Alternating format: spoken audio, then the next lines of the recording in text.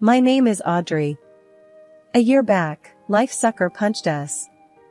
Our little boy, our 9-year-old Mikey, lost his battle with leukemia. My husband, Mark, a factory engineer, and I, an economist, were left grappling with a loss too immense to comprehend. Mikey wasn't just our son, he was our sunshine, our hope, our joy. He was a spitfire, full of life and laughter, even when the illness tried to dim his light.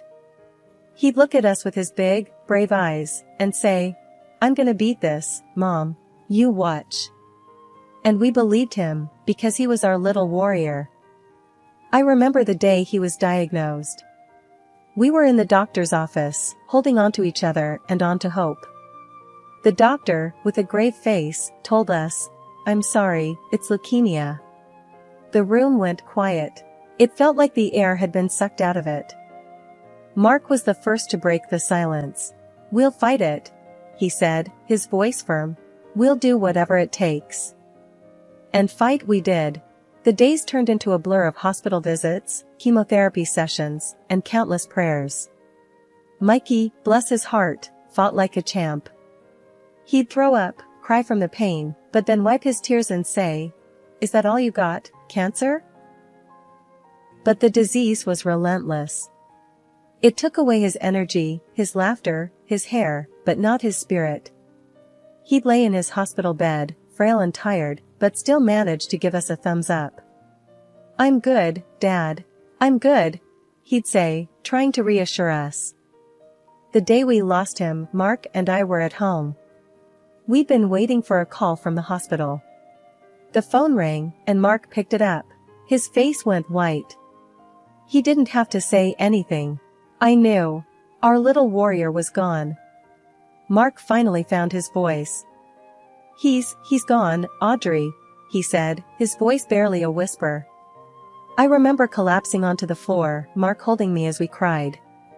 For months, our house felt like a tomb, silent and cold. I spent days in bed, lost in my grief. Mark tried to keep it together, for both of us. He'd go to work, come back, and hold me as I cried. One day, I found him in Mikey's room, holding his favorite action figure. He was crying, his body shaking with sobs. I sat next to him, and we mourned together. We mourned for our boy, for the life he could have had, for the dreams that would never come true. After we lost our Mikey, I was stuck in a dark place. It felt like I was trapped in a never-ending tunnel with no light at the end. But Mark, my husband, he refused to let me sink. He was hurting too, but he put on a brave face, for me, for us. Every morning, he'd gently shake me awake. "Audrey, time to rise and shine," he'd say. I'd just grunt, pulling the duvet over my head. I wanted to hide, to escape the harsh reality that our boy was no longer with us. But Mark, he was relentless. He'd sit on the edge of the bed, his hand finding mine under the covers. "We gotta keep movin', Audrey. For Mikey," he'd say. His voice was always steady, but I could hear the underlying pain. So, I started getting up. It felt like moving mountains, you know? The world outside seemed too harsh, too real. Every little thing reminded me of Mikey. But I pushed through the pain. I started doing simple things. Cooking breakfast, washing clothes. They were just everyday chores, but they kept me anchored, stopped me from losing myself in grief. Mark and I, we started taking walks in the evening. We'd walk hand in hand, mostly in silence. Sometimes, we'd talk about Mikey. Remember the time Mikey tried to make pancakes and nearly burnt the house down? Mark would chuckle, a hint of a smile playing on his lips. We'd laugh together, and for a fleeting moment, the crushing weight of grief would lift. One day, out of the blue, Mark brought home a puppy. A golden retriever, the kind Mikey always begged us for. "Thought this little guy might help," he said, his eyes pleading for my approval. I was startled. I didn't know if I was ready for another living being in our life, another soul to love and potentially lose. But I looked into the puppy's innocent eyes, and my heart melted. We named him Buddy. He was a bundle of energy, always scampering around, gnawing at our shoes. But he brought a sense of life back into our home.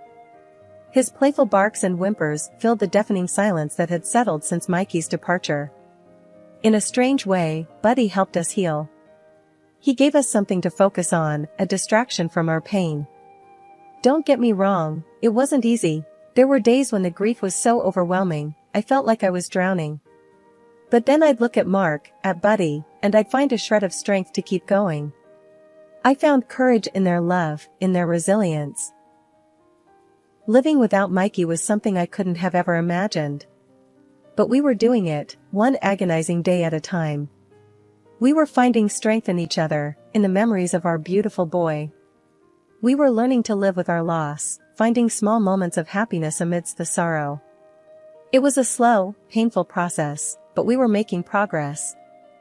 Finding strength after losing a part of your soul, it's not easy. It's a battle, an uphill one, but it's a battle worth fighting. Because when all is said and done, life goes on. And we need to move with it, no matter how painful it is. For us, for our Mikey. Because that's what he would have wanted. He was our little warrior, and we needed to honor his memory by living, by finding strength in our loss. Hey, Audrey, Mark began, breaking the silence.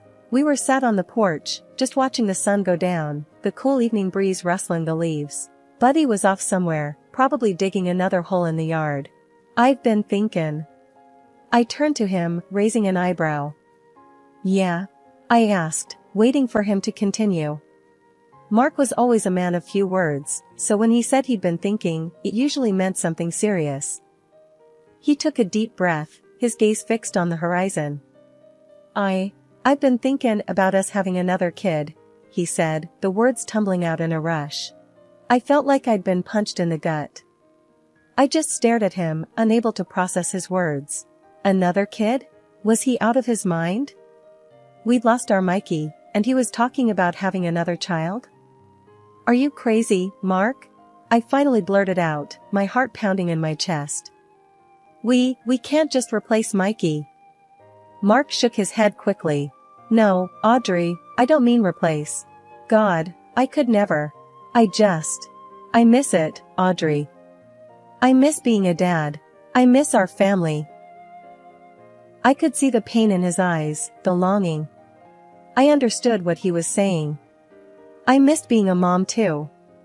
I missed the laughter, the chaos, the love. But the thought of having another child, it scared me.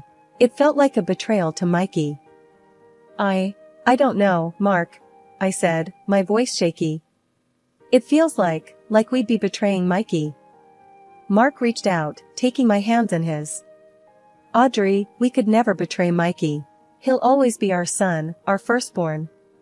But I believe we have more love to give. And I think Mikey would want us to be happy. His words hit me hard. I knew he was right. Mikey wouldn't want us to live in sorrow forever. He would want us to move on, to find happiness again. But the thought of loving another child, it was terrifying. I'm scared, Mark, I admitted, tears welling up in my eyes. I'm scared of loving another child, scared of losing another one. Mark squeezed my hands, his eyes filled with understanding. I'm scared too, Audrey. But I think we can do this. For us, for Mikey. We sat there, holding hands, as the sun set. The world seemed to hold its breath, waiting for my response. And after what felt like an eternity, I finally found my voice. Okay, Mark, I said, my voice barely a whisper. Let's do it. Let's have another child. Mark looked at me, his eyes filled with relief and joy. Really, Audrey? He asked, his voice choked with emotion. I nodded, squeezing his hand. Yeah, Mark. Let's give it a shot. And that was it. We decided to try for another child. It was a scary decision, but it felt right. We had love to give, and we wanted to be parents again. But most importantly, we wanted to honor Mikey. We wanted to live again, to find happiness. For us, for Mikey. The smell of Mary's famous roast chicken and baked potatoes was wafting through the house. Bill, Mark's dad, was at the head of the table, carving the chicken with a surgeon's precision. Mark's sister, Linda, her husband, Bob, and their son, John, were also there. Now, Linda was always a bit of a loose cannon. She had this way of saying the most outrageous things without batting an eyelid. Tonight, she was in full form. Leaning back in her chair, she was holding court, her voice loud and clear, her laughter ringing out. She was holding a glass of red wine in her hand, waving it around as she spoke, drops of wine occasionally splashing onto the tablecloth. We were halfway through the meal, just making small talk, when Linda turned to Mark and me. "So, Audrey, Mark," she began, a smirk on her face, "I'd been thinking about Mikey's college fund." I felt like I'd been sucker punched. Mikey's college fund. It was something Mark's grandma had set up for him when he was born. It was supposed to be for his future, for his education. But Mikey was gone. Linda, with the subtlety of a sledgehammer, continued, "Well, since Mikey isn't going to use it, I thought maybe John could have it." I felt like the world had stopped spinning. I just stared at her, my heart pounding in my chest. She wanted us to give Mikey's college fund to John? I glanced at Mark, but he seemed just as shell-shocked as I was. Linda, oblivious to our shock, went on, "I mean, John's starting college next year. And it's not like Mikey's gonna need it, right?" The room fell silent. I could see Mary and Bill exchanging worried glances, while Bob just stared at his plate. I could feel my heart pounding in my chest, my hands shaking. I was furious, but also hurt. How could Linda be so heartless, so selfish? I felt a lump in my throat, and tears pricked at the corners of my eyes. But I swallowed hard, forcing them back. I wasn't going to give Linda the satisfaction of seeing me cry. "Linda," I said, my voice shaking, "that money was for Mikey. It's not yours to give away." Linda just shrugged, a smug smile on her face. "Well, it's not like Mikey's gonna use it, is he?" she retorted. I was speechless. I just stared at her, my mind a whirl of emotions. I wanted to yell at her, to tell her how wrong she was. But I was too stunned, too hurt. "Linda, that was low, even for you," I finally managed to say, my voice choked with emotion. "That was cruel and inappropriate." Linda just shrugged again, feigning innocence. "What? I'm just being practical here," she said, her voice dripping with disdain. The rest of the dinner passed in a blur. I barely remember what was said, what was eaten. All I could think about was Linda's words, her audacity. But I knew one thing for sure. I wasn't going to let her take Mikey's college fund. It was his, and it would always be his. No matter what Linda said. After that bombshell dinner, Mark and I found ourselves in the sanctuary of our home, both of us still reeling from Linda's audacious proposition. The night was still, the only sound was the ticking of the grandfather clock in the hallway. Mark was slumped on the couch, his face buried in his hands. I was pacing the room, my mind racing. "Can you believe her, Mark?" I exploded, my voice echoing in the quiet room. "The nerve of that woman." Mark didn't say anything at first. He just sat there, his shoulders hunched. Finally, he looked up at me, his face pale. "I know, Audrey," he said, his voice heavy. "I can't believe it either." We sat in silence for a while, the weight of Linda's words hanging in the air. Finally, I spoke up. "We can't let her have Mikey's money, Mark," I said, my voice firm. "It's not hers to take." Mark sighed, running a hand through his hair. "I know, Audrey," he said. "And we won't. That money was for Mikey. It's his." "But she doesn't see it that way," I retorted, my voice rising. "She just sees it as free money." Mark reached out, taking my hand in his. "Audrey, we can't let her get to us," he said, his voice steady. "We know what's right. And we'll fight for it." I nodded, biting my lip. "You're right, Mark," I said, my voice shaky. "We can't let her win." Mark squeezed my hand, giving me a small smile. "And besides," he added, his voice soft, "that money will be useful when we have our own baby." I felt a pang in my heart at his words. We had been trying for a baby for a while now, with no luck. But his words gave me hope. Just then, my phone rang, jolting me out of my thoughts. I picked it up, my heart pounding. It was Bob, Linda's husband. "Audrey, I'm sorry," he said, his voice apologetic. "I didn't know Linda was going to say that. I don't agree with her."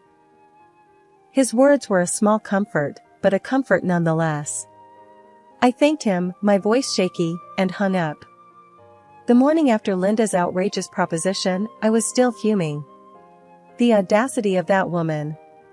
I'd always known that she was selfish, but this was a new low, even for her. I decided to do some digging. If Linda was willing to stoop so low as to ask for Mikey's money, who knew what else she was capable of? I fired up my laptop and logged into Facebook. I cringed as I typed Linda's name into the search bar. I hadn't visited her profile in years, and for good reason. The woman was insufferable, but this was important. I needed to know what she was up to. As I scrolled through her profile, my blood began to boil. There she was, flaunting her new designer clothes, her expensive jewelry, her lavish vacations. And there, in the comments, were our mutual friends, gushing over her extravagant lifestyle. I decided to reach out to one of them, a woman named Susan, who I'd always liked. She was down to earth and honest, and I trusted her. I sent her a message, asking her about Linda's recent spending spree. "Oh, Audrey," she replied, her words appearing on my screen. "You have no idea. Linda's been living it up. She's been spending money like there's no tomorrow." I felt a knot in my stomach. "But what about John's college fund?" I asked. "Isn't she worried about that?" Susan's reply was immediate. "Audrey, I hate to be the one to tell you this, but Linda's already spent all that money. On herself." I felt like I'd been punched in the gut. Linda had spent John's college fund? On herself? I couldn't believe it. But then again, maybe I could. This was Linda we were talking about, after all. I thanked Susan for her honesty and logged off. I felt sick to my stomach. Linda had spent all of John's money, and now she wanted Mikey's. The sheer audacity of it was staggering. I sat there, staring at my screen, my mind racing. I was furious, but more than that, I was determined. Linda had crossed a line, and I wasn't going to let her get away with it. I picked up my phone and dialed Mark's number. "Mark," I said, my voice steady. "We need to talk. It's about Linda." Mark was silent for a moment. Then, he spoke, his voice grim. "What's she done now, Audrey?" I took a deep breath. "She spent all of John's college fund, Mark," I said. "On herself." There was a sharp intake of breath on the other end of the line. "I can't believe it," Mark said, his voice shaky. "That's selfish. I can't believe she'd do something like that." "I know, Mark," I replied, my voice calm. "But we can't let her get away with it. We need to stop her. For Mikey." There was a long pause. Then, Mark spoke, his voice resolute. "You're right, Audrey," he said. "We need to stop her." As I hung up the phone, I felt a surge of determination. Linda had shown her true colors, and they were ugly. But we weren't going to let her win. Not this time. Not ever. I called up Mark's folks and told them to drop everything and meet me at their house. The atmosphere was as thick as pea soup when I walked into their living room. I took a deep breath and spilled the beans.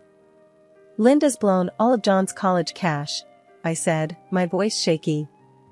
"On herself." Mark's dad, a big burly guy who usually had a smile on his face, looked like he'd been hit by a truck. "That rotten," he snarled, his voice echoing through the room.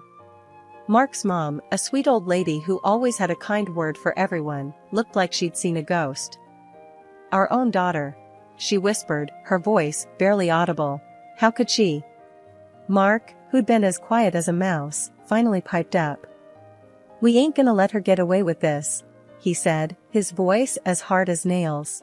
"We're gonna fight her on this." The very next day, I was at home when I heard a loud bang on the door. It was Linda, her face red as a beetroot. "You ratted me out," she hissed, her eyes blazing like a wildfire. "You told Em about the dough." "I did," I said, standing my ground. That money wasn't yours, Linda. It was for John's schooling, not for you to blow on fancy clothes and shoes. Linda's face turned an ugly shade of purple. You're gonna pay for this? She spat, her voice dripping with venom. You'll wish you never crossed me. With that, she stormed off, leaving me shaking in my boots. I knew then that Linda meant business. But I also knew that I couldn't back down. Not now. A couple of days later, I went to visit Mikey's grave. As I got closer, I noticed something was off. The flowers I'd left were trampled, and the small angel statue I'd placed by the headstone was smashed to bits. My heart sank. I knew who'd done this. I immediately called the cops. They showed up in no time and started poking around. After a while, they told me they'd found some footage from the security cameras at the cemetery. It was Linda. She was the one who'd trashed Mikey's grave. I called Mark, my voice trembling with rage. Mark, I said, Linda's desecrated Mikey's grave. There was a pause on the other end. Then, Mark spoke, his voice colder than a winter's night. That witch, he said. I can't believe she'd stoop so low. We gotta do something, Mark, I said, my voice steady. We can't let her keep doing this to us. As I put down the phone, I felt a surge of determination.